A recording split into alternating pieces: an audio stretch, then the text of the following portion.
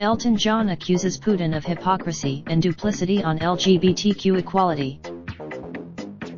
Elton John has accused Russian President Vladimir Putin of hypocrisy and duplicity, after claiming that Russia had no problems with LGBT persons, but some things do appear excessive to us. I am not trying to insult anyone because we have been condemned for our alleged homophobia, Putin told the FT. But we have no let everyone be happy, we have no problem with that. But this must not be. In the same interview, Putin declared that liberalism was obsolete, and multiculturalism no longer tenable.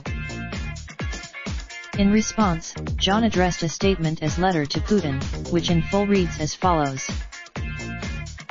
I was deeply upset when I read your recent interview in the Financial Times. I strongly disagree, yet Russian distributors chose to heavily censor my film Rocketman by removing all references to my finding true happiness through my 25-year relationship with David and the raising of my two beautiful sons. This feels like I am proud to live in a part of the world where our governments have evolved to recognize the universal human right to love whoever we want. And I am, respectfully, Elton John. LOVEISLOVE World Pride at a JAF.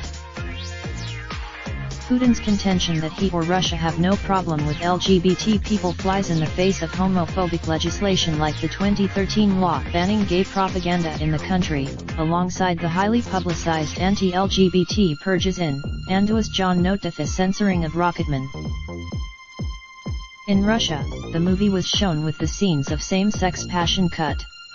Also cut was nearly half of Russians support LGBTQ equal rights, according to a survey last month, the highest such figure in 14 years, and attribute to according to UTO a lessening of anti-LGBTQ sentiment on Russian TV. Related video Elton John's advice to the LGBTQ youth via Variety. Raindrop, drop top smoking, no cooking the hot pot.